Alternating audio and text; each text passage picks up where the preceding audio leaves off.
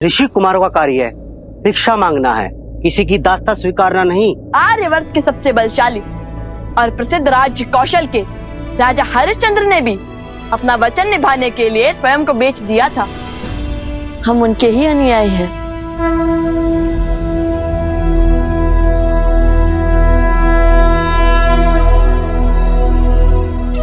अपना सर्वस्व त्याग कर महाराज हरिश्चंद्र काशी पहुंचे। काशी में जैसे तैसे उन्होंने अपना जीवन यापन किया। उनके पास ना खाने को कुछ था और ना पहनने को, बस साथ थी तो रघुकुल की रीत और परिवार की प्रीत, और साथ में चिंता की समय बीता जा रहा है और महर्षि विश्वामित्र की मांग कैसे पूरी की जाए।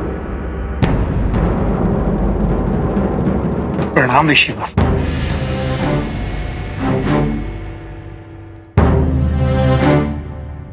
इस सूर्यास्त के साथ माह समाप्त हो जाएगा राजन। मेरा दान अभी शेष है। स्वामी, यदि मुझे बेचकर आपका वचन पूर्ण हो सके तो मैं सज्ज हूँ। नहीं, तुम्हारा लालन पालन पति होने के नाते मेरा कर्तव्य है।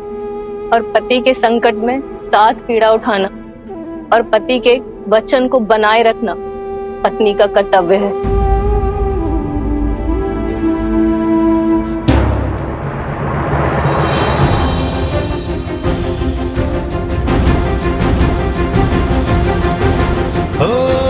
रघुकुल रीत सदा चली आई,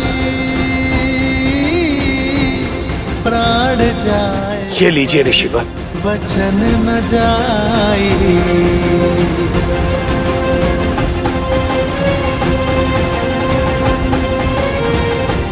ऋण अभी शेष है।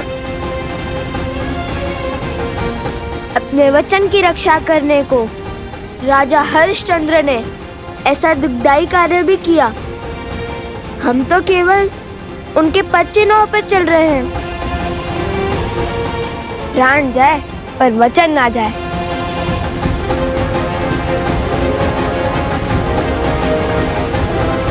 तो ठीक है, आज से कर चुकने तक तुम दोनों मेरे दास हुए। चलो, हो रही मेरी बैलगाड़ी। कर स्थापित मर्यादा, संसार के पाप को हर। बड़ी विचित्र घटना है ये। किसी और के लिए स्वयं को सेवक बना लिया दोनों ऋषि कुमारों ने। आज तक एक वचन के लिए ऐसा करते हुए किसी को नहीं देखा। लवकुश, ये कैसा निर्णय है? अयोध्या के राजकुमार हो तुम दोनों। तुम दोनों को रघुकुल को आगे बढ़ाना है। यदि तुम दोनों दास बनकर चले गए तो फिर प्रभु का क्या होगा? माता कौशल्या, सुमित्रा और तुम्हारे छोटे भाई, उनका तो स्मरण करो। रघुकुल रीत सदा चली आई, प्राण जाए पर वचन न जाए। रघुकुल की रीत ही तो पूर्वजों की सीख है हनुमान जी। क्या आपको लगता है कि पिताश्री ये बात जानकर संतुष्ट होंगे कि हमने अपना वचन तोड़ दिया?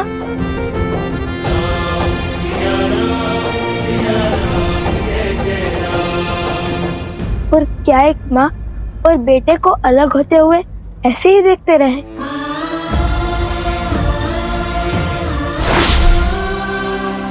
संतान के लिए माता के बिना जीने से बड़ा और कोई दुख हो सकता है हनुमान जी?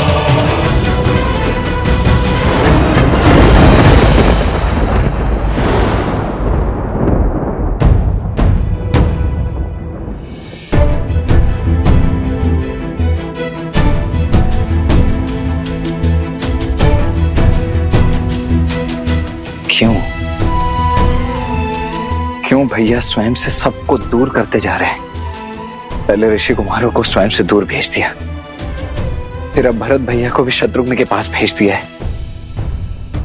मंशा क्या है भैया की?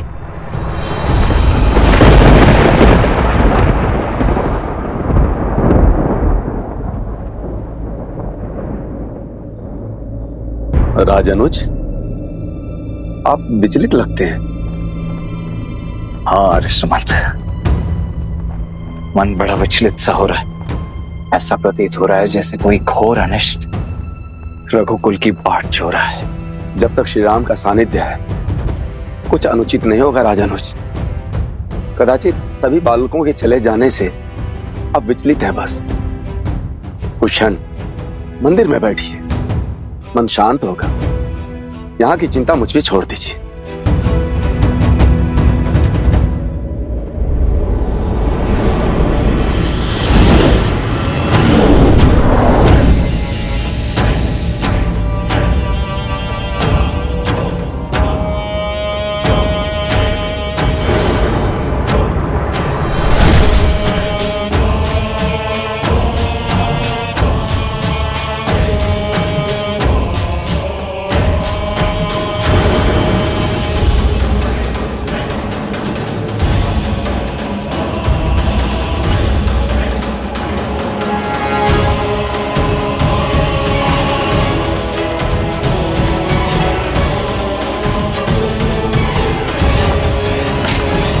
रुकिए, अपने यहाँ आने का प्रयोजन बताइए ऋषिवर।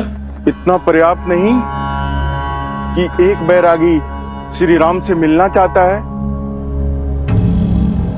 उनसे शीघ्र मिलना आवश्यक है। अवश्य ऋषिवर, किंतु आज महाराज का सभी साधु सन्यासियों से एकांत में मिलने का, उनके दुख सुख समझने का दिन है। ये सभी आपसे पूर्व श्री राम से भेंट की बाट जोह रहे हैं। क्षमा करें, इनकी प्रतीक्षा से मुख मोड़ के इनसे पूर्व आपको आगे जाने देना उचित नहीं होगा।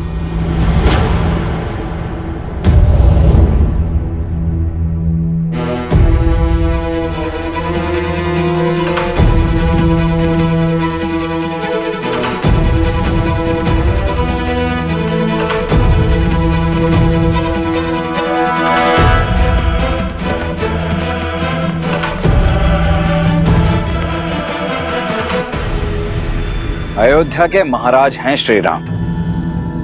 बिना अग्रिम सूचना के तो काल को भी उनसे भेंट करने का अधिकार नहीं है। फिर आप कौन हैं? यदि मुझे परिचय की आवश्यकता है तो लीजिए, श्री राम को दे दीजिए।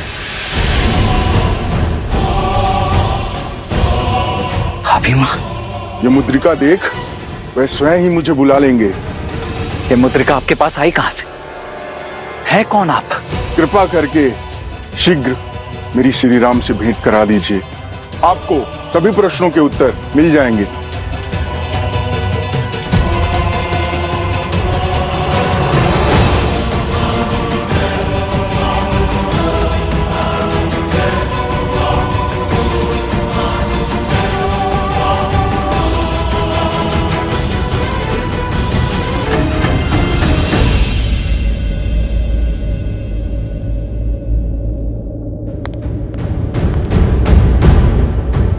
भैया, जन्म जन्म का है ये संगम, राम रतन सीता है। बाहर एक सन्यासी आए हैं, ये मुद्रिका लेकर। कहते हैं कि ये मुद्रिका ही उनका परिचय है। उन्हें सम्मान सहित भीतर लाओ लक्ष्मण। परंतु ये सन्यासी हैं कौन भैया? और ये मुद्रिका उनके पास? सर्वप्रथम उन्हें भीतर लाओ लक्ष्मण। जो आज्ञा भैया।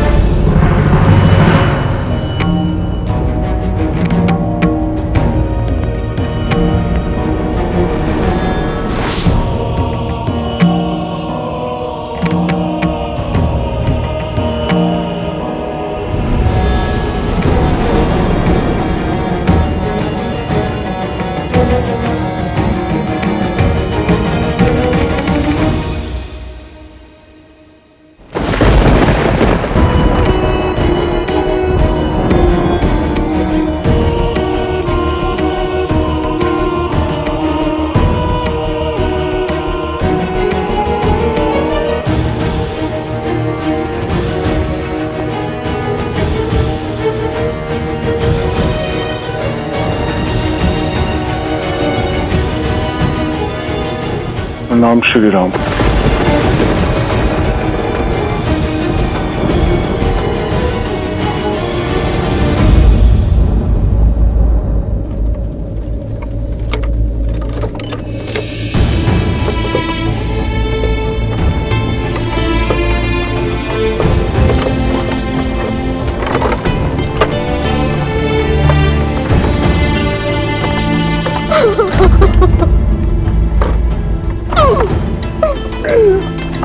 प्रभु रुकिए रुकिए रुकिए प्रभु रुकिए।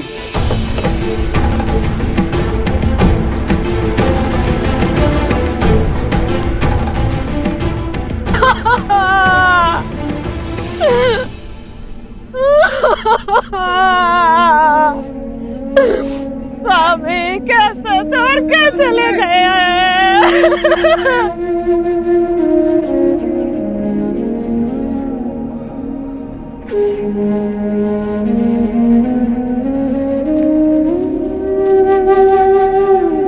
ये माता इतनी पीड़ा में है, विलाप कर रही है, अपने पति को भी खो चुकी है,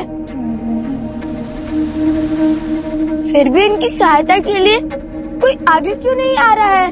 क्योंकि सबको अपने प्राण प्रिय हैं। इनके पति को स्पर्शजन रोग था, कल से यहाँ बैठी हैं, किंतु कोई आया नहीं इनके अंतिम संस्कार के लिए। पर रोगी की तो सहायता करनी चाहिए ना। ये रोग से ग्रस्त था, बाकी सब भय से। भय कहीं संक्रामक रोग उन्हें ना हो जाए।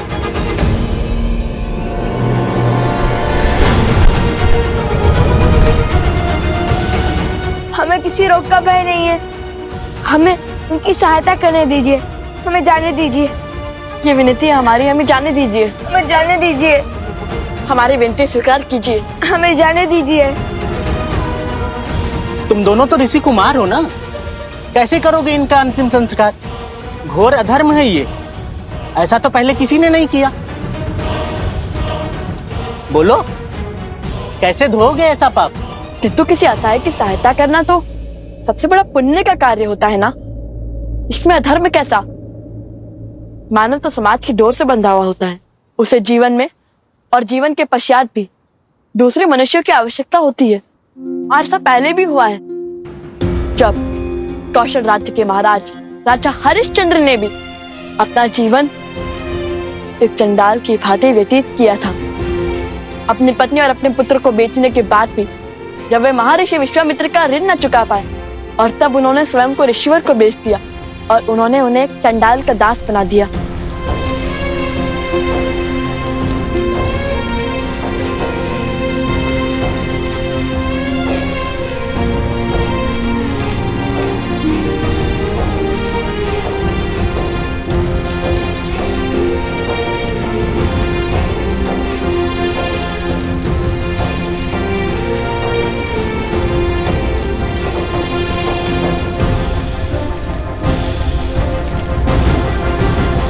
तुम्हारा कार्य यहाँ लाए गए सभी शरीर से दाह संस्कार शुल्क लेना है।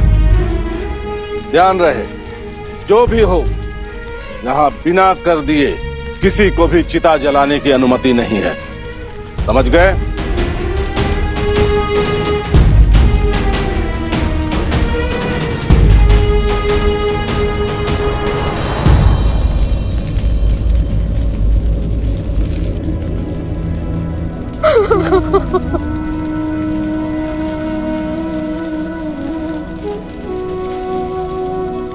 साक्षात माता सीता और प्रभु श्री राम की प्रति छाया है लवकुश। जितने सुंदर स्वयं हैं, उतने ही सुंदर उनके संस्कार।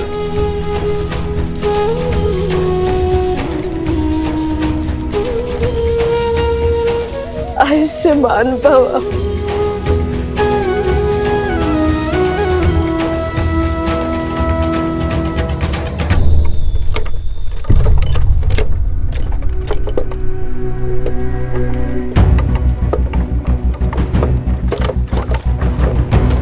इतनी तीव्र धूप, बहुत तप रहा है आज सूरज।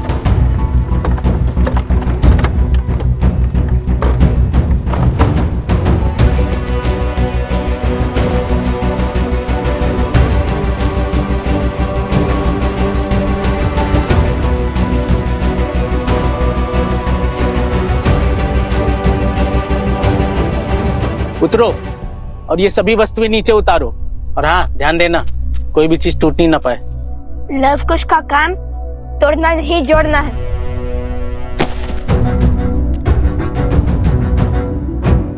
प्रभु, ये सब कहाँ जा रहा है? चलो तुम सामान उतारो।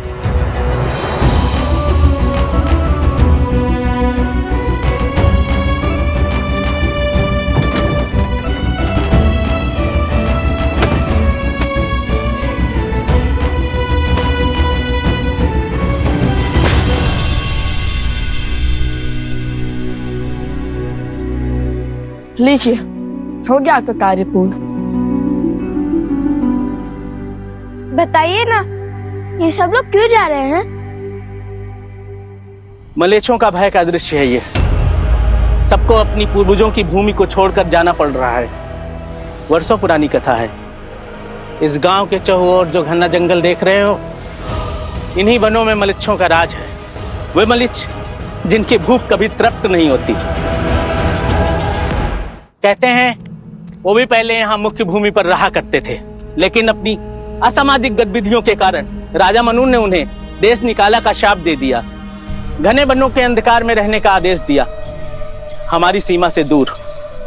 कहते हैं यदि वो लोगों के बीच एक समुदाय में रहें तो राजा मनु के श्राप के कारण स्वयं भस्म हो जाएंगे, क्योंकि उन्होंने वैदिक धर्म, नियम और रीतियों का उल्लंघन किया, वर्जित मांस और भोजन खाया, अधपका भोजनों को ग्रहण किया, पशुओं के त्वचा से बने हुए वस्त्र पहने और उन्हें त्यागने से मना कर दिया।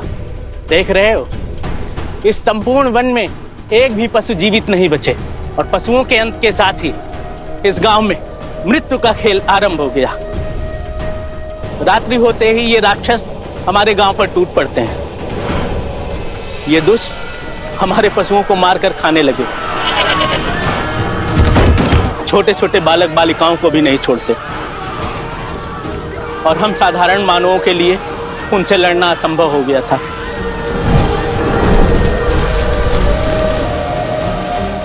हम सब ने अपनी अपनी सुरक्षा का भार उठा लिया और वो हम पे आक्रमण ना करें, इसलिए सप्ताह में एक बार उन्हें भेंट भेजना प्रारंभ कर दिया।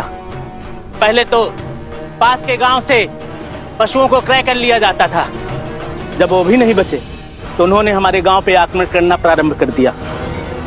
लगता है शीघ्र ही हमें भी अपनी पूर्वजों की भूमि को त्यागना पड़ेगा। श्री राम, मैं चाहता हूं कि हमारी ये भेंट संसार के लिए गोपनीय रहे। इसे तीनों लोक में कोई ना सुन पाए। लक्ष्मण जी भैया, हम दोनों एक महत्वपूर्ण चर्चा में हैं। जब तक ये समाप्त ना हो, जब तक मैं आज्ञा न दूं, तब तक कोई इस कक्ष के भीतर नहीं आएगा।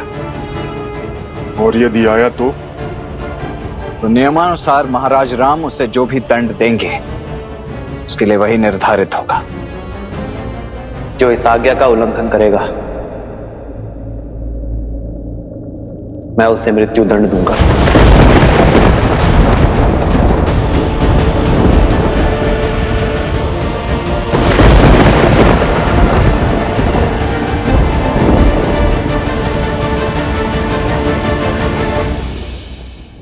तक मैं आज्ञा न दूं, तब तक कोई इस कक्ष के भीतर नहीं आएगा। और यदि आया तो नियमानुसार महाराज राम उसे जो भी दंड देंगे उसके लिए वही निर्धारित होगा। जो इस आज्ञा का उल्लंघन करेगा, मैं उसे मृत्यु दंड दूंगा।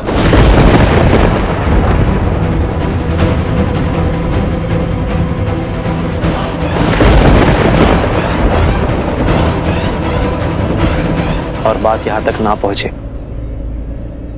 यह सुनिश्चित करना तुम्हारा कर्तव्य है लक्ष्मण। इसलिए इस कक्ष के बाहर, इस द्वार के उस ओर तुम पहरा दोगे और किसी को भीतर आकर बाधा बनने की अनुमति नहीं दोगे। जो आज्ञा भैया।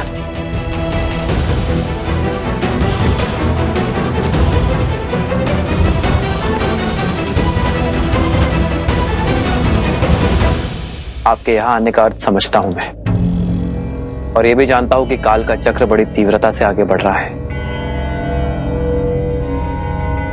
मेरा अभिवादन स्वीकार कीजिए काल पुरुष।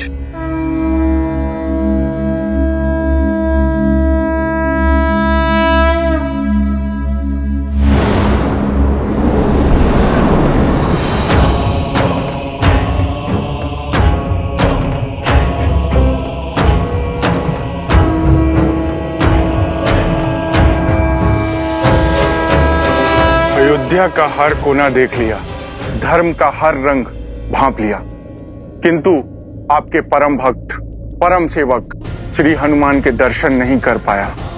कहाँ है राम भक्त हनुमान?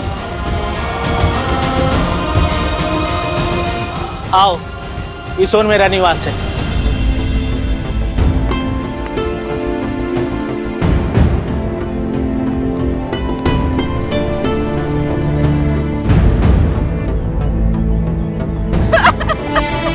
सुचिता, सुचिता, सुचिता, क्या हुआ सुचिता? पुत्र, कहाँ है मेरा पुत्र? कहाँ है हमारा पुत्र सुचिता?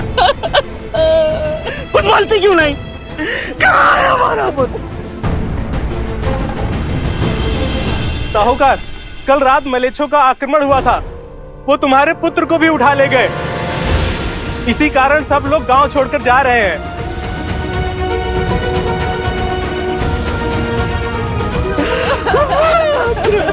प्रभु,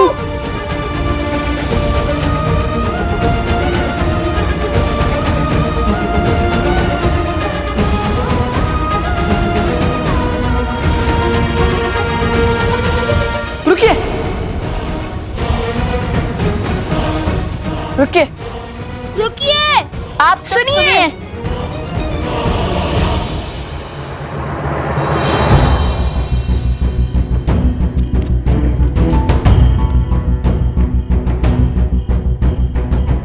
आप सब अपने पूर्वजों की भूमि को केवल इसलिए छोड़कर जा रहे हैं ना क्योंकि आप उन मलेच्छों के आतंक से व्यथित हैं? तो अपनी भूमि नहीं, अपना भय त्यागिए, क्योंकि अब हम करेंगे उनका अंत। हम देंगे आपको सुरक्षा की छाव, ताकि आपको अपनी पहचान अपने पूर्वजों की धरोहर ना छोड़नी पड़े।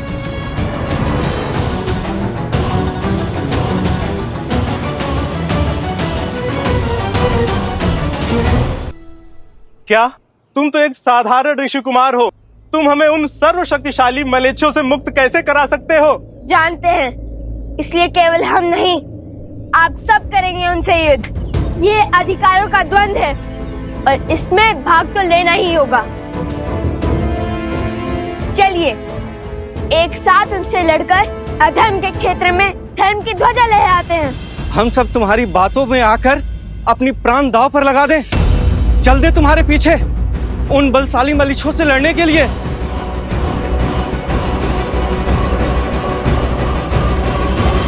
मैं जानता हूँ कि निर्णय और युद्ध दोनों ही सरल नहीं है, किंतु जिनके पास विश्वास की शक्ति होती है वो कोई भी युद्ध जीत सकते हैं।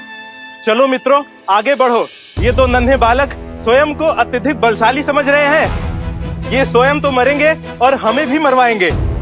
भैया, ये तो हमारे पल पर संदेह कर रहे हैं। चलिए, इन्हें अपना सत्य बता देते हैं, अपना परिचय दे देते हैं। नहीं नहीं नहीं, अभी हम इस समय केवल एक दास हैं, कुछ भी नहीं।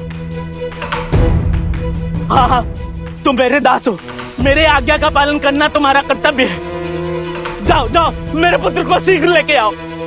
यदि तुम दोनों ने ये कार्य संपूर्ण किया तो मैं तुम्हारा ऋण क्षमा कर दूंगा और अपनी दासता से तुम्हें मुक्त कर दूंगा।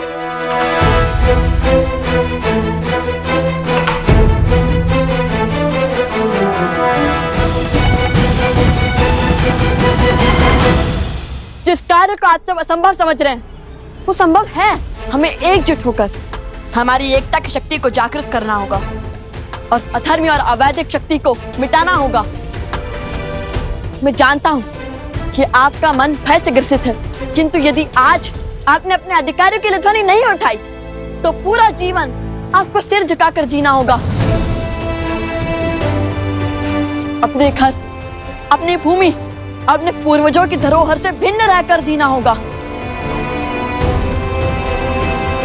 अब जब आपने हमें अपने पुत्र को बचाने के बाद मुक्त करने का वचन दे ही दिया है, जान लीजिए कि हम कौन हैं।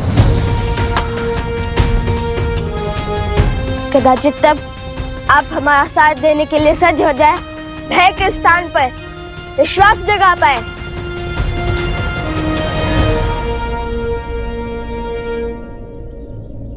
हम अयोध्यापति महाराज राम के पुत्र लव कुश हैं।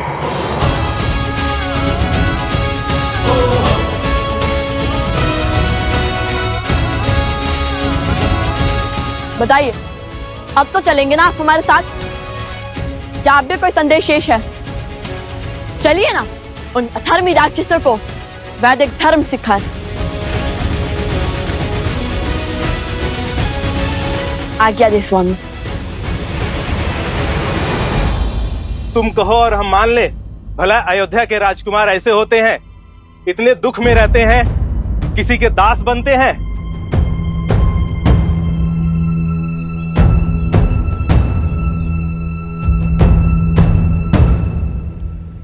ये क्या महादेव, काल पुरुष का अयोध्या में पग रखने का और श्री राम से मिलने का क्या अर्थ है? काल पुरुष की रचना नारायण और शिव के अंश से हुई है और इस संरचना का कार्य है काल को गतिमान रखना, युगों को बदलना। युगों के बदलने के इस कर्म से ही इस संसार में संतुलन बना रहता है। त्रेता युग के समाप्त होने और द्वापर युग के आरंभ होने का समय आ रहा है। काल पुरुष के अयोध्या में होने का केवल एक ही अर्थ है कि संसार के पालन करता नारायण के 7वें अवतार का धरती पर अब समय समाप्त होने को है। आपको लगता है कि हनुमान के रहते काल चक्र का लेखा जोखा रखने वाले काल पुरुष मुझ तक पहुंच पाते, अयोध्या में अपने पग रख पाते? यमराज का संदेश लेकर मेरे राज्य तक पहुंचना, मुझसे भेंट करना यह असंभव का संभव होने के समान है। यदि हनुमान को इसकी भनक लगी तो महाबली किस रूप में आ जाएंगे और कितना प्रलय मचाएंगे ये तो मैं भी नहीं जानता काल पुरुष। और इसी कारणवश मैंने हनुमान को लवकुश के साथ अयोध्या से बहुत दूर भेज दिया। कौन है ये पुरुष और भैया ने भीतर आने का इतना घोर दंड क्यों निश्चित किया? बात अवश्य ही अत्यंत गंभीर है, अन्यथा भैया ऐसा कभी करते तो नहीं।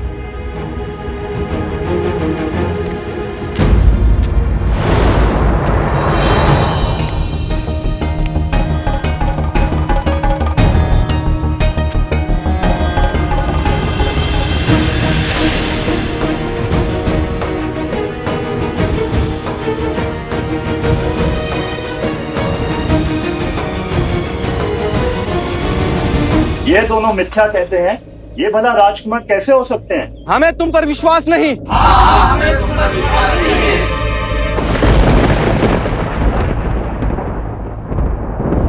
जय हनुमान ज्ञान गुण सागर, जय कपीस तिहु लोक उजागर, रामदूत अतुलित बल धामा, अंजनी पुत्र पवन सुत नामा, राम दुआरे तुम रखवारे, होत न आज्ञा बिनु पैसारे, आपन तेज समारो आप दीन लोक हाथ करता।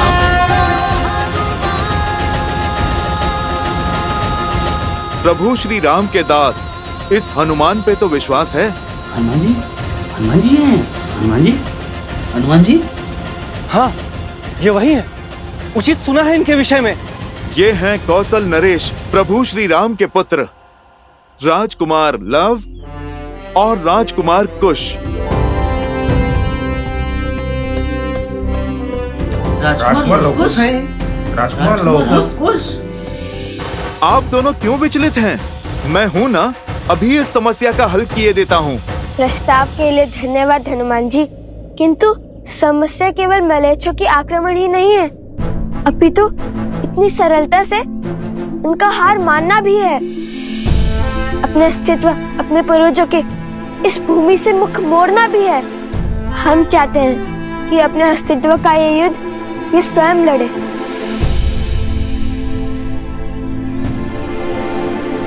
अब आप सत्य जान चुके हैं, तो बताइए, आप सब सज्ज हैं युद्ध के लिए?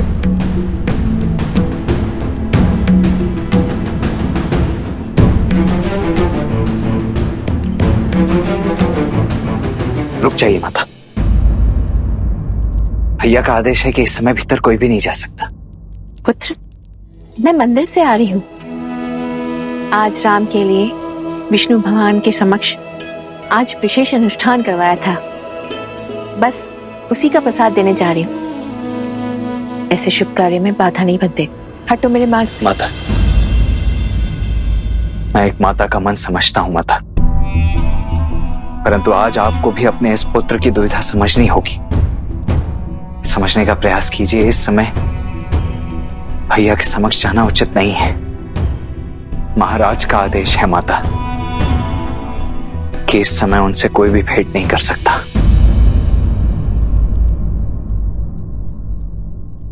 पुत्र, कुछ समय से अशुभ विचारों ने मेरे मन को बहुत घेर रखा है, इसलिए आज विष्णु भगवान की विशेष पूजा करवाई थी राम के लिए, मेरे मन की शांति के लिए, राम की सुरक्षा के लिए। मेरा उससे मिलना और उसे विष्णु भगवान का प्रसाद देना अति आवश्यक है।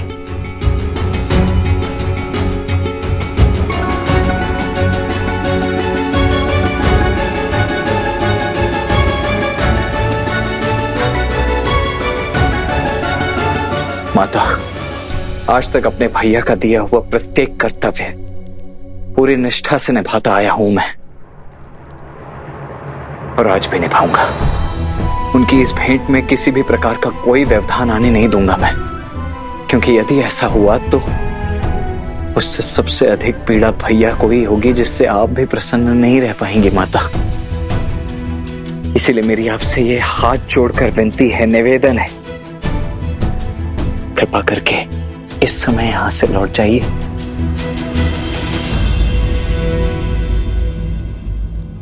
मैं भी ना भावनाओं के भंवर में बहकर इस सत्य से कैसे विमुख हो गई। राम का कहा लक्ष्मण न माने, ऐसा कभी हो सकता है? तुम दोनों में तो एक दूसरे की आत्मा बसती है।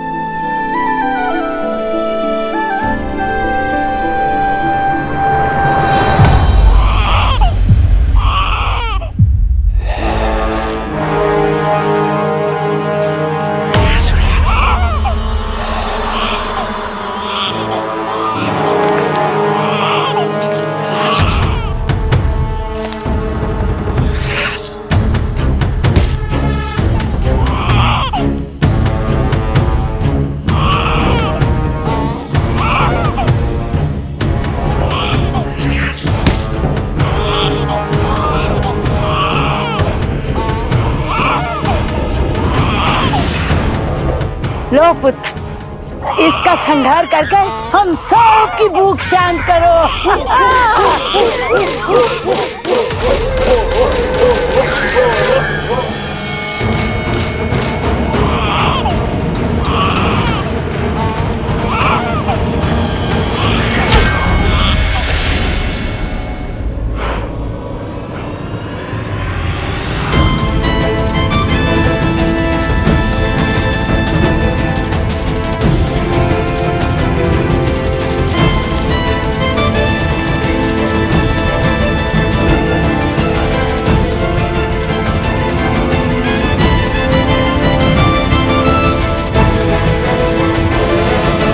उचित कहा श्री राम।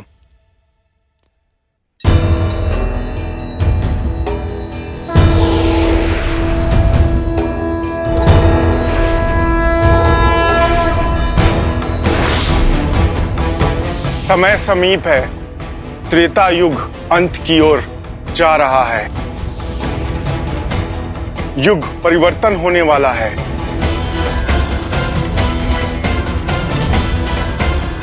शीघ्र ही आपको अपने इस अवतार रूपी शरीर को त्याग करके बैकुंठ की ओर प्रस्थान करना होगा, जहां देवी लक्ष्मी आपकी प्रतीक्षा कर रही हैं।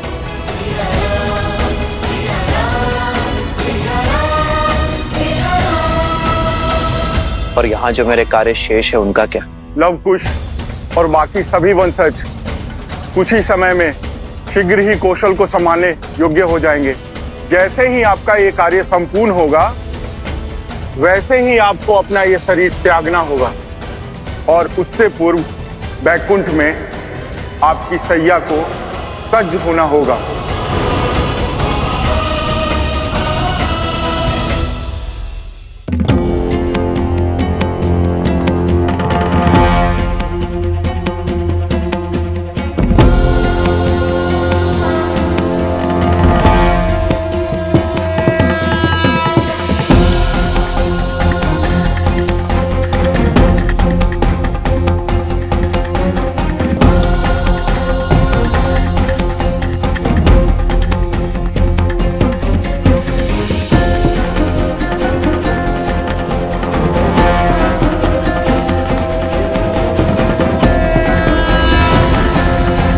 ईश्वर प्रणिपात।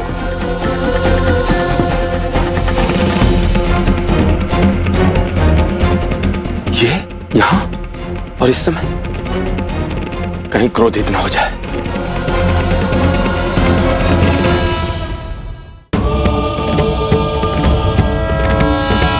इनके क्रोध के दंश से तो देवता भी नहीं बच पाए थे। जाओ शीघ्र जाओ, सभी को सूचित कर दो, ऋषिवर की स्वागत की तैयारी करो। अरे आगे से नहीं, पीछे की मार्ग से जाओ। ऋषिवर के सामने से जाने की कभी भूल भी मत करना। जाओ।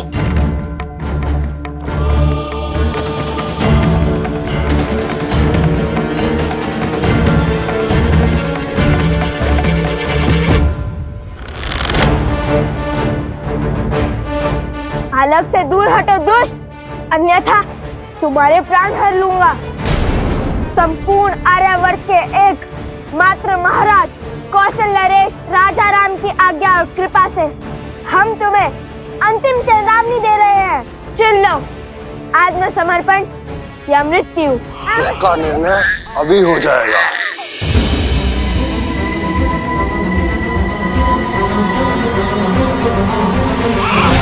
पुत्र!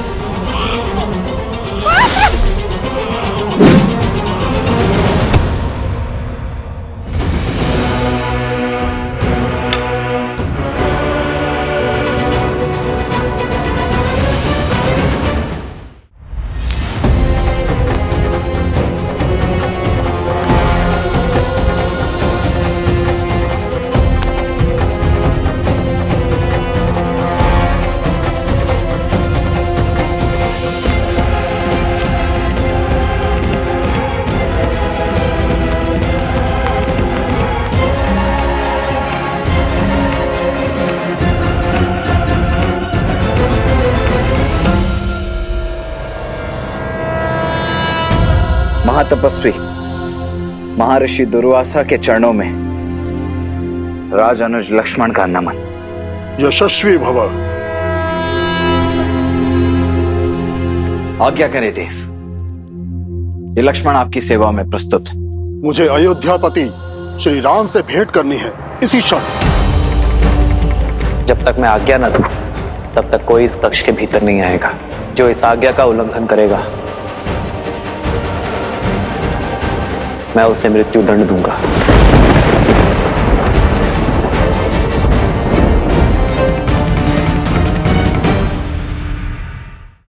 अंतिम चेतावनी दे रहे हैं। चुन लो, आत्मसमर्पण या मृत्यु। इसका निर्णय अभी हो जाएगा।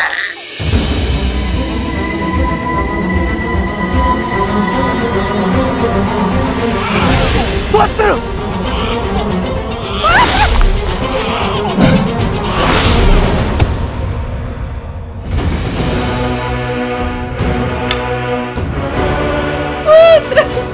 मेरा पुत्र! आक्रमण! आक्रमण!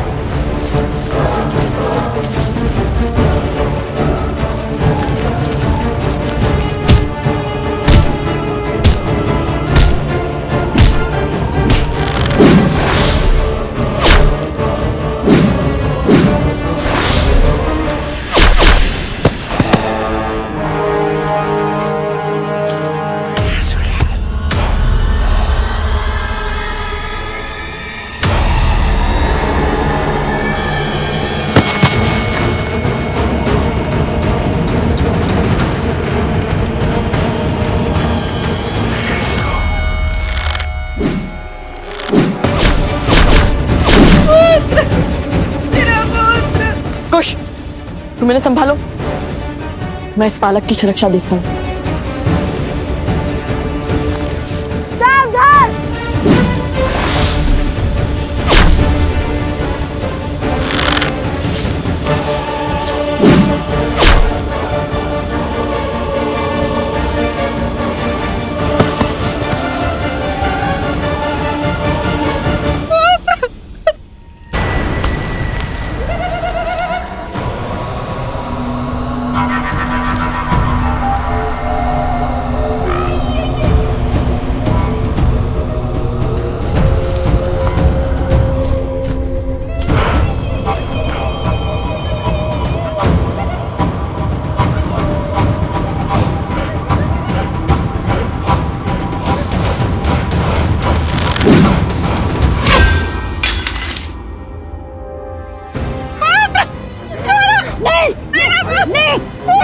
वाह, उस ओर, सही आप सभी, शीघ्र। नहीं होगी। चल, नहीं होगी। नहीं, छोड़ो मेरे पुत्र को।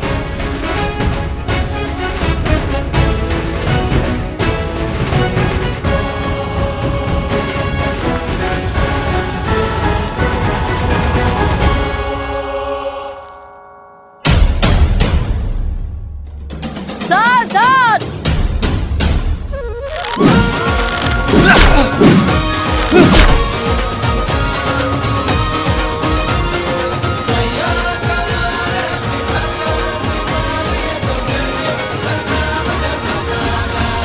सुना नहीं लक्ष्मण, मुझे अयोध्यापति राम से मिलना है। द्वार खोलो राज अनुज। क्षमा करें महर्षि, परंतु मैं इस समय आपको भीतर जाने नहीं दे सकता। जानते नहीं किसे रोक रहे हो?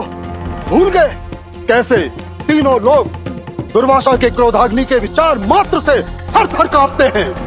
सर्वशक्तिशाली देव भी मुझे क्रोधित कर श्रीहीन हो गए, और तुम तुच्छ मानव होकर मुझे अपमानित कर रहे हो। जिस दुर्वासा के समक्ष संसार समर्पण कर देता है, उसके समक्ष तुम एक छोटे से राज्य के नरेश के भी अनुज, तुम मुझे क्रोधित करने का तो साहस कर रहे हो। क्षमा करें ऋषिवर, परंतु क्रोध की ऊंचाई क्या होती है ये कम से कम लक्ष्मण को तो नहीं सिखाई है, क्योंकि क्रोध पर केवल आपका ही एकाधिकार तो नहीं है।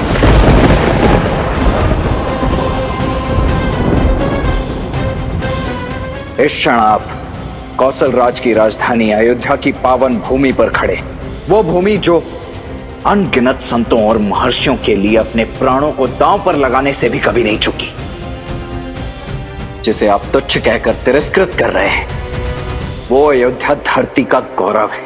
बहुत अभिमान है तुम्हें अपनी अयोध्या पर, उचित है तो सुनो महान अयोध्या के महान राज अनुज, यदि आज राम की तरफ बढ़ता हुआ मेरा एक पग भी रोका गया तो मैं अपने तेज से इस संपूर्ण नगर को जलाकर भस्म कर दूंगा।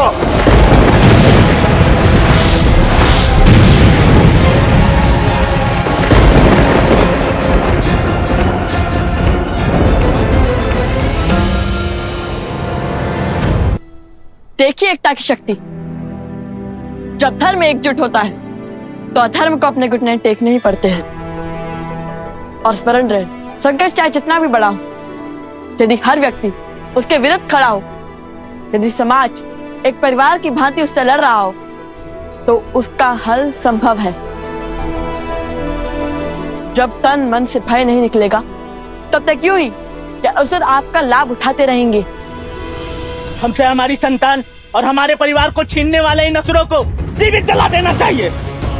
मेरी पत्नी एक माता से उसके पुत्र को पृथक किया इन्होंने। अच्छा, और वहाँ हाथ में क्या करने वाले थे भूल गए? आप मुझे ग्रह कर लीजिए, बस मेरे पुत्र को मेरे साथ लेके चलिए। नहीं नहीं, ये साथ आया तो तुम्हारा ध्यान कार्य पर नहीं, सिर्फ इस पर रहेगा। मैं केवल तुम्हें ही ले जाऊंगा। स्थिति परिस्थिति चाहे जो भी हो, किंतु एक संतान को उसकी माता के आचर से कभी भिन्न नहीं करना चाहिए। ये सबसे बड़ा पाप है। मुझे क्षमा कर दे प्रभु, अब तक जो सत्य नहीं जाना था वो अब मैं समझ गया हूँ। आप दोनों राजकुमार होकर भी स्वयं को बेचकर इस तुच्छ साहूकार का दास बनना स्वीकार किया। अपने पूर्वजों की परंपरा को निभाने के लिए, धन की ध्वजा को लहराने के लिए। आप समझ में आया, इस समाज का भवन धर्म की नींव पर ही तो टिका है, और धर्म सदा उसकी रक्षा करता है जो धर्म निभाने का साहस रखता है। धर्म का सत्य यही है, जिस प्रकार वचन का मान रखने के लिए और धर्म की रक्षा के लिए राजा हरिश्चंद्र की रक्षा स्वयं धर्म ने करी थी। ऋषिवर विश्वामित्र ने राजा हरिश्चंद्र को एक चंडाल का सेवक बना दिया, और उस चंडाल के आदेश अनुसार वो शमशान घाट गए। उन्हें हर मृत शरीर के लिए आत्मा संस्कार का शुल्क लेना था। कोई भी शरीर बिना शुल्क दिए ना जला पाए। और फिर आर्या, आर्या, हमारा बेटा, शैव्या, इसे किसी नाग ने डस लिया।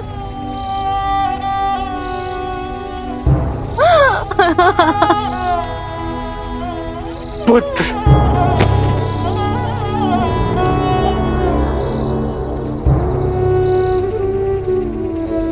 पुत्र,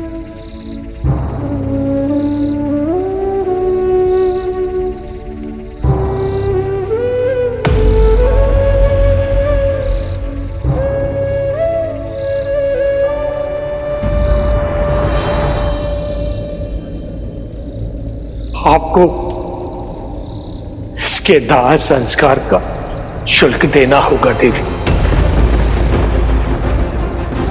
क्या? ये राजा हरिश्चंद्र का पुत्र है,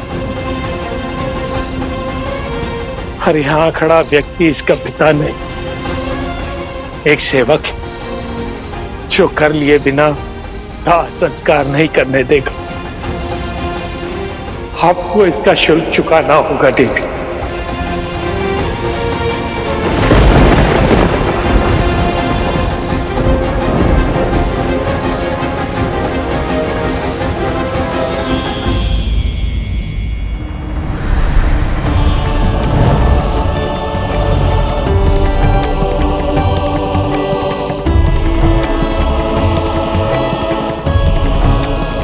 राजा हरिश्चंद्र, आपके लिए परीक्षा की हर सीमा पार कर दिया, और आप हमारे हर परीक्षा में सफल हुए। आपने धर्म की ध्वजा लहराया है। आपने सिद्ध किया है कि आप संसार के सर्व राजाओं से ऊपर हैं।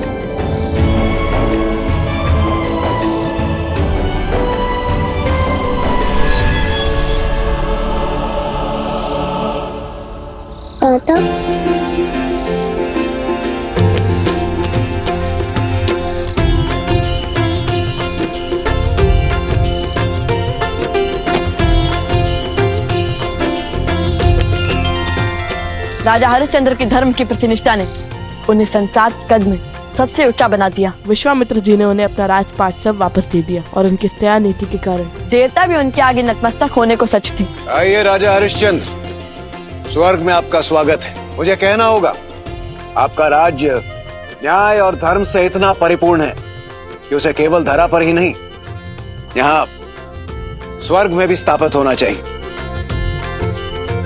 आइए, आपके आने से मेरे स्वर्ग की शोभा और भी बढ़ गई। नहीं इंद्रदेव, मेरे साथ मेरी प्रजा ने भी अनेकों कष्ट सहे हैं। उन्हें छोड़कर मैं स्वर्ग नहीं आ सकता। उचित है। ऐसी स्थिति में यदि आप चाहें तो आपके साथ आपकी प्रजा एक दिवस के लिए यहाँ स्वर्गलोक आ सकती है।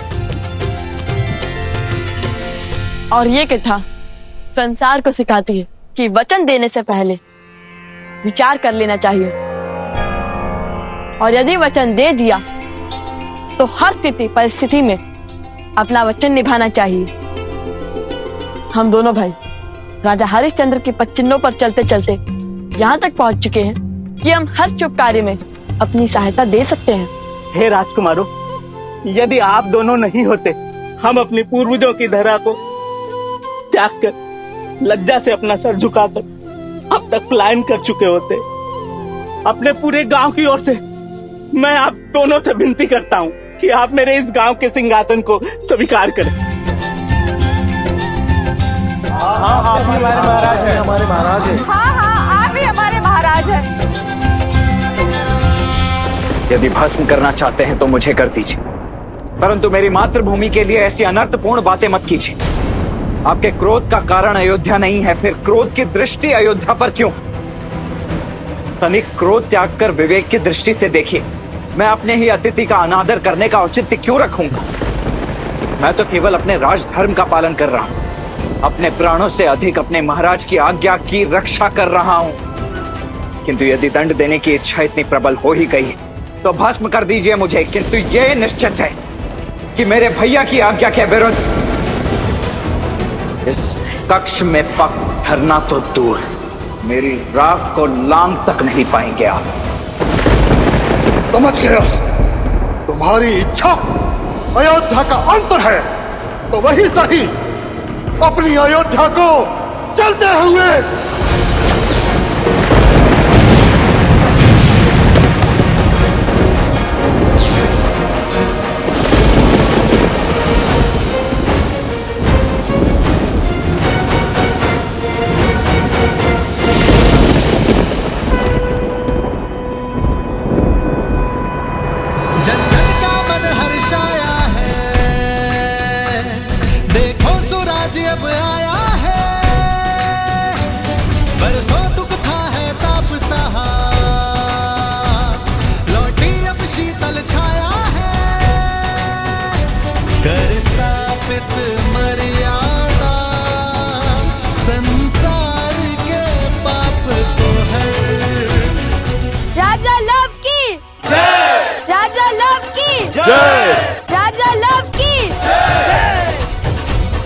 आप दोनों की ये यात्रा तो एक विजय में बदल गई। आप दोनों ने मनुष्यों का संहार कर असंभव को संभव कर दिया। आप दोनों ही धन्य हैं। ऐसे असंभव को संभव करने वाले कुमारों को पाकर कौशल राज्य ही क्या, संपूर्ण भारतवर्ष धन्य हो गया। और राजकुमार लव के साहस के लिए आज से ये स्थान लवपुरी के नाम से जाना जाएगा। लवपुरी के महाराज लव की, लवपुरी के महाराज लव की।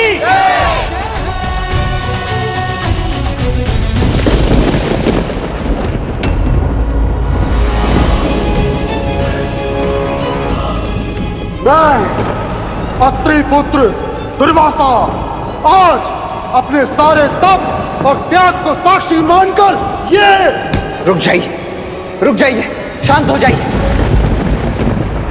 मुझ पर आए क्रोध का दंड अयोध्या को क्यों? शांत हो जाइए ऋषिवर, तनिक धैर्य रखिए।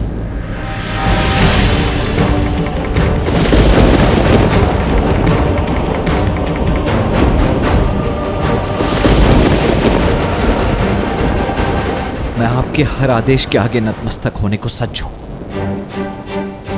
कृपा करके शांत हो जाइए। अयोध्या को अपने क्रोध की अग्नि में मत भस्म कीजिए।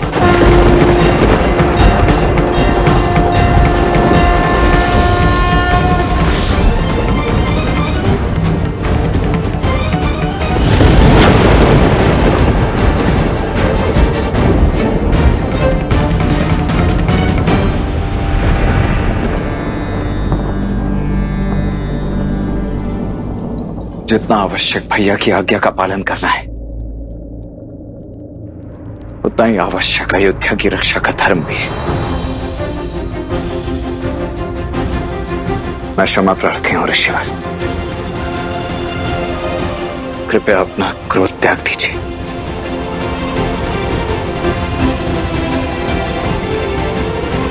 आप यहीं रुकिए, मैं भैया को बुला लाता हूं। दुविधा माही लखन घिर आए,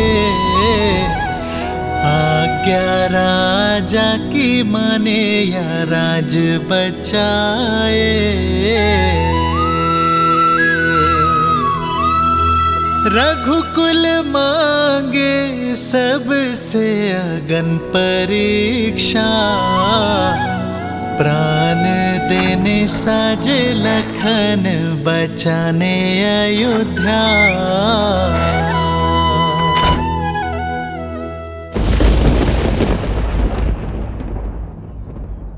हम आपको वचन देते हैं, आज से हम देह व्यापार का भाग नहीं बनेंगे।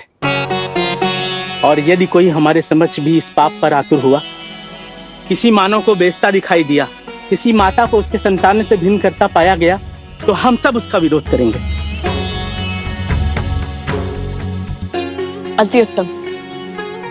आज सबने हमें इतना प्रेम दिया, स्वीकृति दी, इतना सम्मान और सत्कार दिया, उसके लिए आप सबका कोटि कोटि धन्यवाद। इस स्थान को छोड़ने का मन तो नहीं कर रहा है, किंतु अपनी यात्रा को संपूर्ण करने के लिए हमें आगे बढ़ना होगा। और जब तक मैं ना लौटूं, तब तक मेरे राज्य का कारोबार आप और आपकी पत्नी संभालेंगे।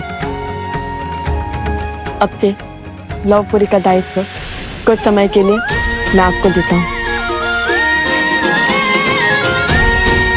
महाराज लौकी, महाराज लौकी, महाराज लौकी,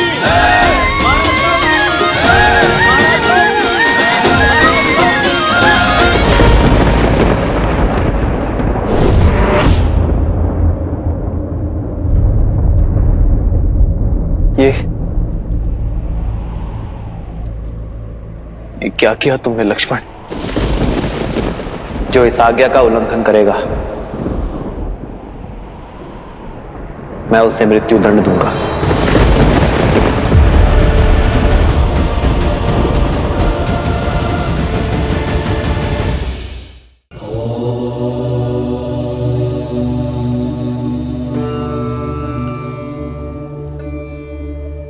महादेव, पहले अपनी प्राण से प्रिय पत्नी की अग्नि परीक्षा का आदेश दिया और अब अपने ही अनुज को मृत्यु दंड कैसे दे पाएंगे वो? देवी, मेरे श्री राम का आयन संसार को यही सीख तो देता है कि कैसे प्रतिकूल परिस्थितियों में भी स्वयं को संभाला जाए, कैसे विषम से विषम आपदा में भी मर्यादा के पद से अडिग ना हो हम। अब देखना तो यह है देवी कि उलझनों के इस भंवर को कैसे सुलझाएंगे मेरे श्री राम।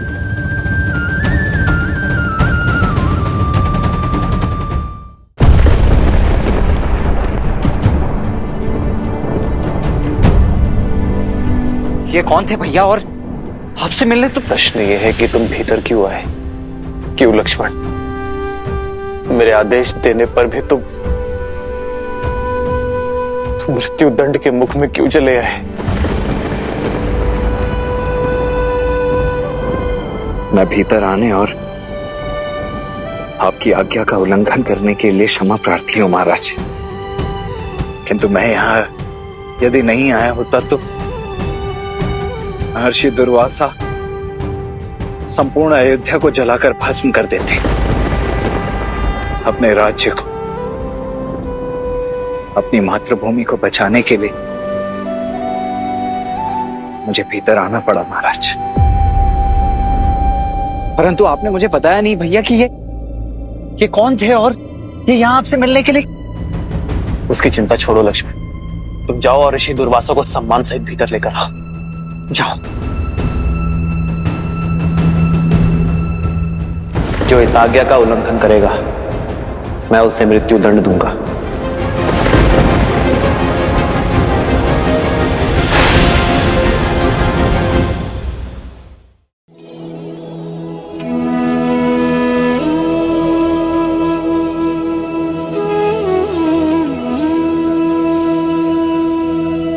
पधारिए ऋषिवर।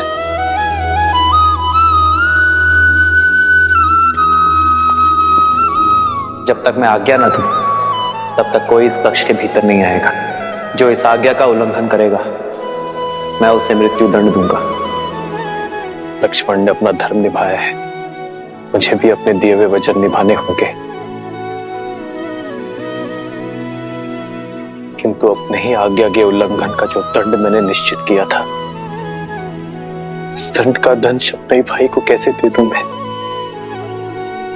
कैसे ही अपने भाई को मृत्यु दंड दे दूं। नारायण मन नर की पीर पुकारे, त्याग लखन के रह राम विचारे।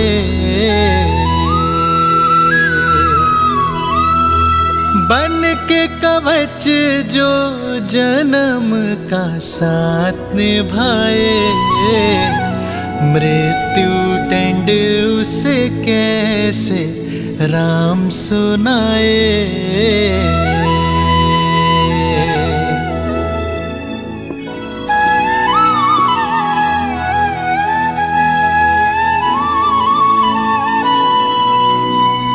भैया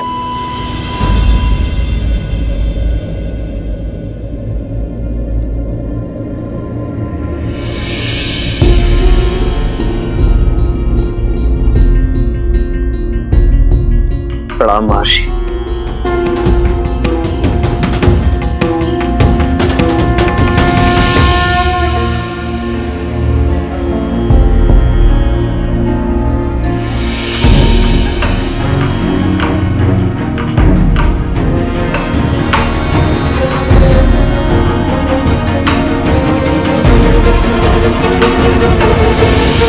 आपका कथन उचित है महर्षि।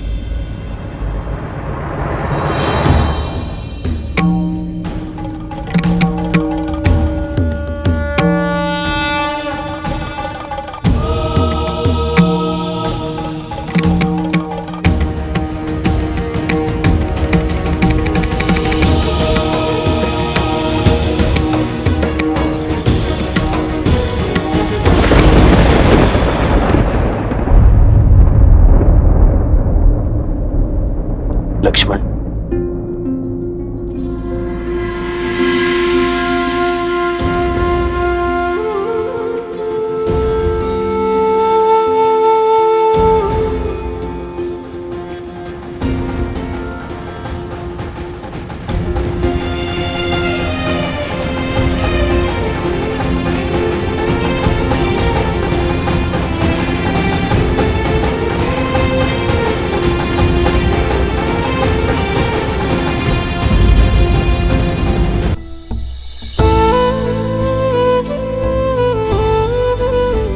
भैया,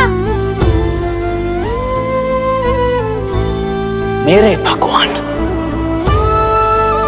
मेरे भैया प्रभु श्री राम ही हैं। और यदि मेरे भगवान के ऊपर किसी ने शस्त्र उठाया, कवच ये लक्ष्मण होगा है।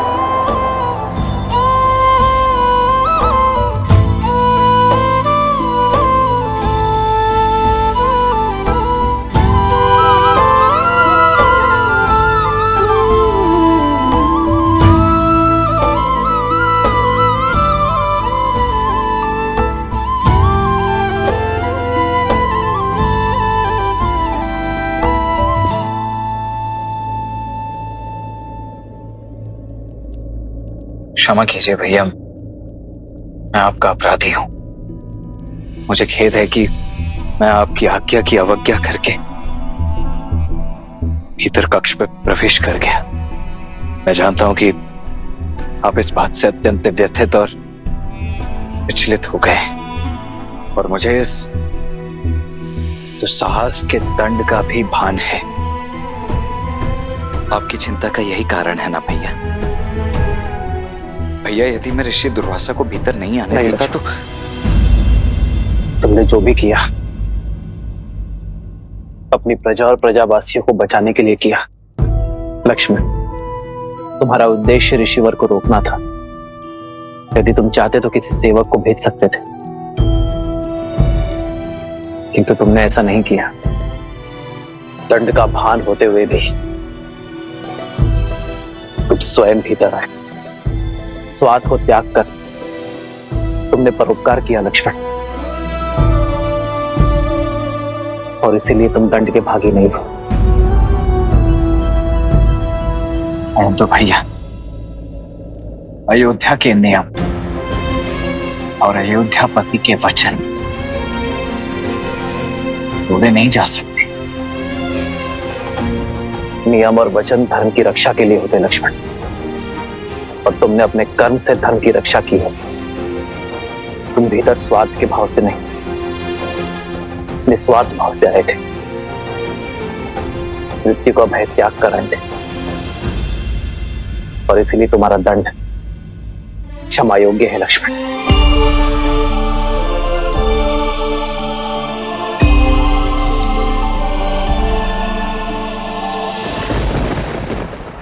आप ऐसा कह सकते हैं भैया, आप मेरे बड़े भैया हैं।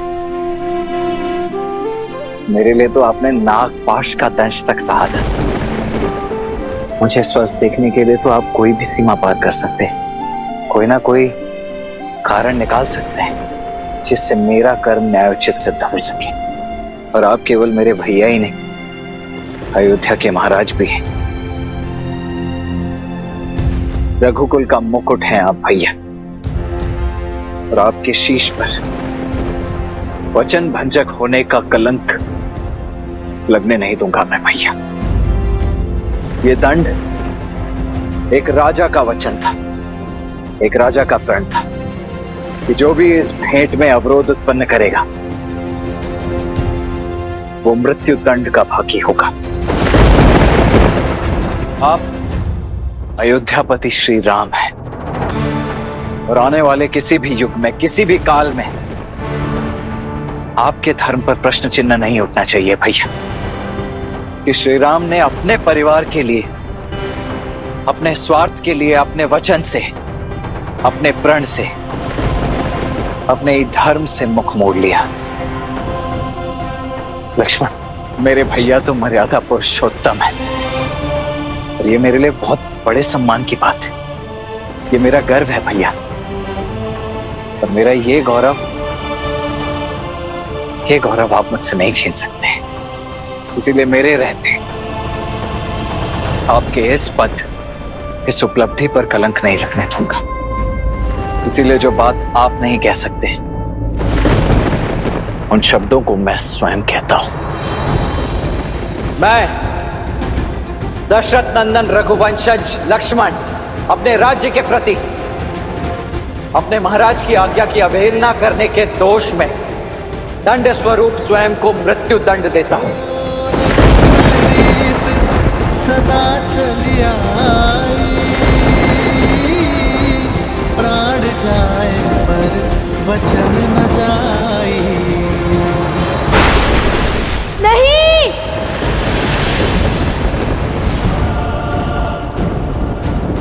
कुछ क्या हुआ? तुम ठीक तो हो ना? मैंने बहुत बुरा स्वप्न देखा हनुमान जी।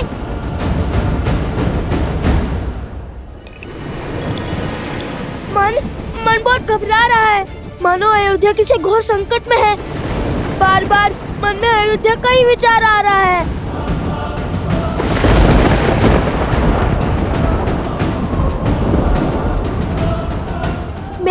मेरे स्वप्न का क्या कारण है? क्यों मेरा मन इतना व्यथित है?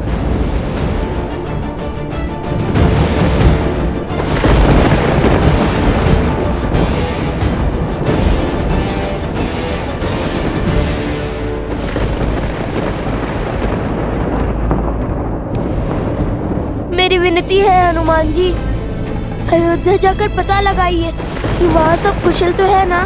वैसे तो मैं कभी भी अपने प्रभु की आज्ञा को नहीं टालता,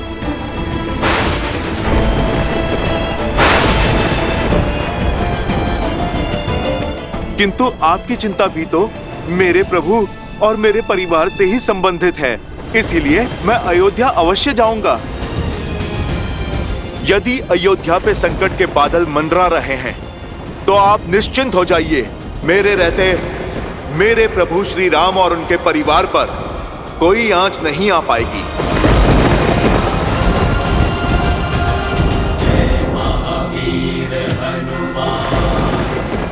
जय श्री राम।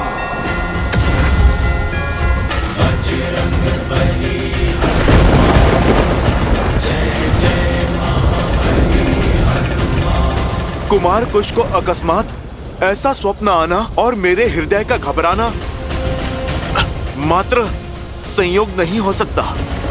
हे महादेव, अयोध्या पे संकट का कोई मेघ बरसने मत दीजिएगा। मेरे प्रभु के नगर को विपदा की हर एक आंधी से बचाइएगा। जय श्री राम।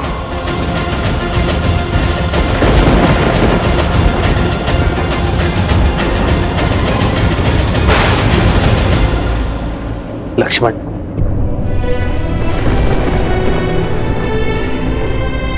तुम धर्म की रक्षा के लिए अपने प्राण तक दांव पर लगाने के लिए सच हो गए। गर्व है मुझे तुम पर, तुम्हारी धर्मनिष्ठा पर। धन्यवाद भैया।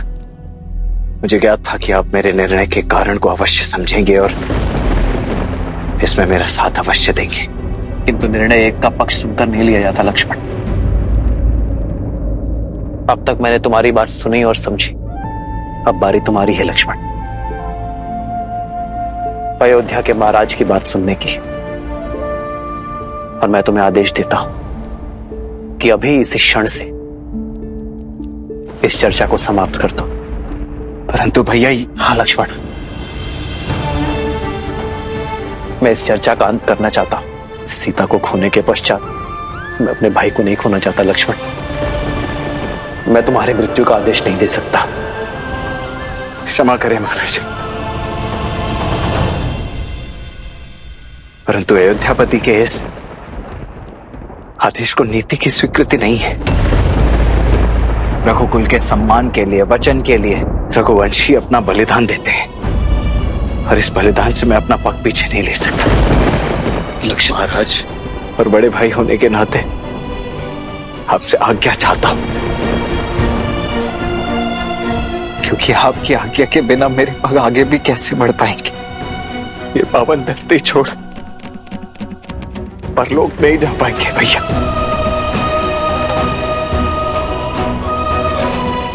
इसलिए हाथ जोड़कर आपसे विनती कि मुझे ये देह त्यागने की अनुमति दे दीजिए। तुम कैसी बातें कर रहे हो लक्ष्मण?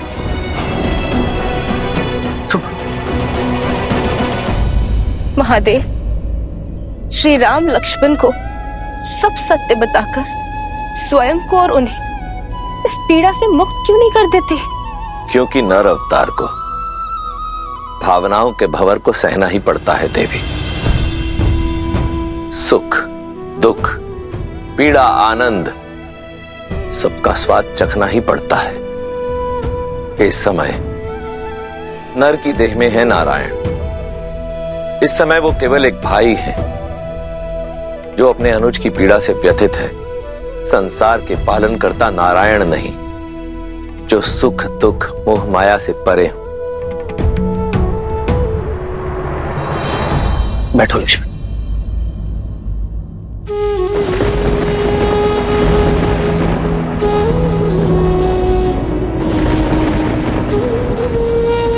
तुमने एक भाई से आज्ञा मांगी है लक्ष्मण, जो वो नहीं देगा।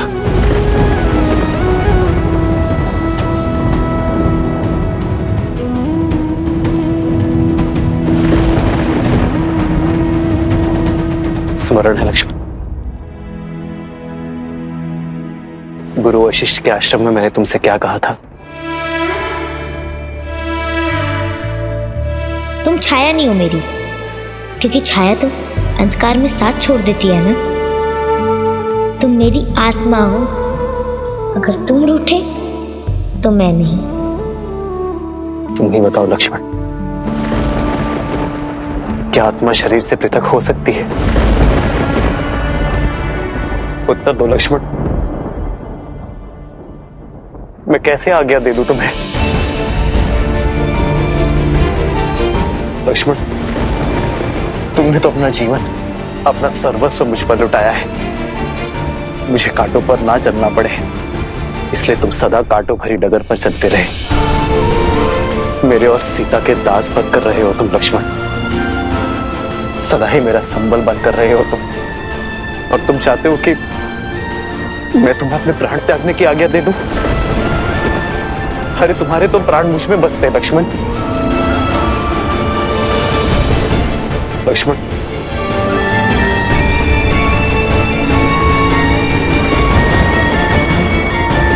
आने वाला युग चाहे मुझे अधर्मी कहे, मुझ पर लांछन लगाए, तो मेरा धर्म यही कहता है लक्ष्मण कि तुमने अपनी प्रजा की रक्षा के लिए निर्णय लिया, इसलिए तुम अपराधी नहीं हो मेरे भाई। लक्ष्मण, तुमने ये नहीं सोचा कि यदि तुम्हें कुछ हो गया तो मैं सुमित्रा माता को क्या उत्तर दूंगा?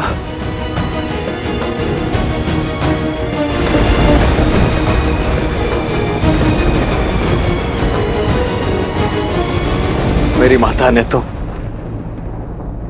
मेरे जन्म से पूर्व ही मुझे आपकी शरण में सौंप दिया था भैया। मेरा तो जन्म ही आपकी सेवा के लिए हुआ है। और देखिए भैया, मैं कितना सौभाग्यशाली रहा हूं कि नियति ने मुझे न केवल अपने भैया की, अभी तो अपनी भाभी मां की सेवा का भी अवसर दिया है। अपने इस संपूर्ण जीवन में श्री राम के अनुज लक्ष्मण ने अपने प्रत्येक वचन को पूरी निष्ठा से निभाया है। मेरे इस अंतिम कर्तव्य से मुझे मोड़कर मेरी सेवा को कलंकित मत कीजिए भैया।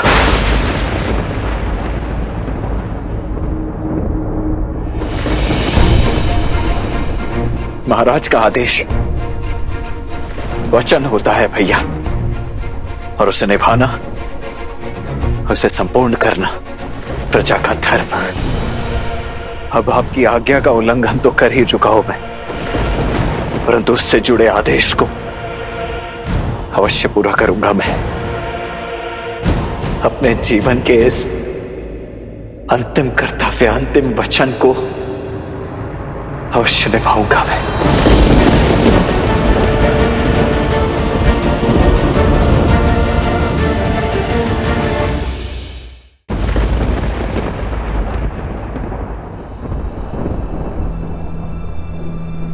परंतु अपने भैया की अनुमति मिलने के पश्चात, इसलिए जब तक आप मुझे स्वयं देह त्यागने की अनुमति नहीं दे देते, तब तक इसी क्षण से ये लक्ष्मण अन्न जल त्यागने की प्रतिज्ञा लेता है।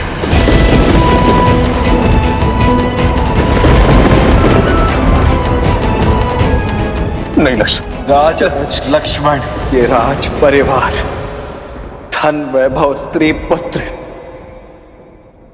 सब कुछ त्याग कर अपने भैया श्री राम के अतिरिक्त जीवन के हर स्तंभ से मुख मोड़ता है। रघुकुल मांगे सबसे अगन परीक्षा, प्राण देने साजे लखन बचाने अयोध्या। आज्ञा दीजिए भैया। बन के कवच जो जन्म का साथ निभाए, मृत्यु दंड उसे कैसे राम सुनाए।